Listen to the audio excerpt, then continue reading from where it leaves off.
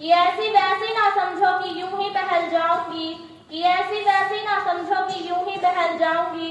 मेरी बातों को गौर से सुनिएगा, मराठाओं की पुत्री हूं, दो शब्दों में खेल जाऊंगी। आदरणीय प्रधानाचार्य जी, मान व सम्मान के योग्य अध्यापकगण व मेरे प्रिय सहपाठियों, सुप्रभात। मैं गायना कक्षा 9वीं बी से आज आप सभी के सामने एक कविता प्रस्तुत करना चाहती हूँ। कृपया ध्यान पूर्वक सुनिएगा।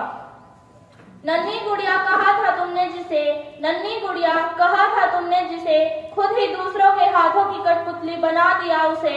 हाँ, खेलने को खिलौने दिए पर किचन सेट के भगोने दिए। ऊंची उड़ान भरने के आशीर्वाद जिन्होंने दिए, घर देर से आने पर हर चीज पर पाबंदियों के ताने भी उन्होंने दिए। खामोश रहना भी उसे सिखाया गया कि तुम लड़की हो, उसे कदम कदम पर समझाया गया। जब लड़ती अपने हक के लिए, जब लड़ती अपने हक के लिए, तो इस जमाने में उसे बदतमीज ठहराया गया।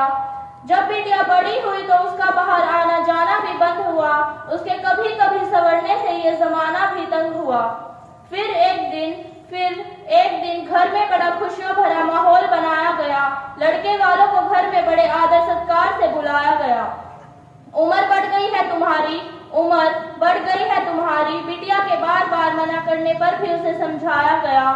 सादगी से रहती थी जो आज तक, सादगी से रहती थी जो आज तक, उसे आज बस एक शख्स के लिए इतनी अच्छे से सजाया गया।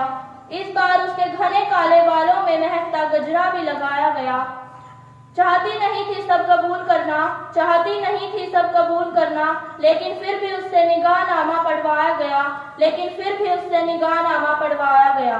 अब बिटिया जा पहुंची ससुराल थी, जिसे 6 बजे के बाद कहीं जाने ही तक न दिया, उसे आज इतनी दूर ससुराल भेज दिया।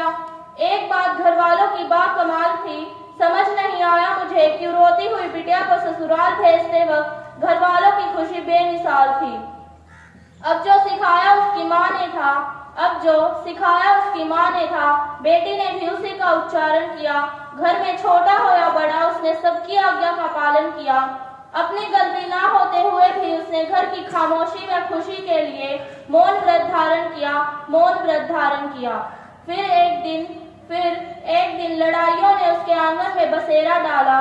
कहने सुनने वालों ने बातें बनाकर उसके खुशहाल जीवन में अंधेरा डाला। लड़ाइयाँ हुई दहेज को लेकर, जो नहीं दी थी खाने वाली मेज को लेकर, बेटी बहू के बीच अनसुने से परहेज को लेकर।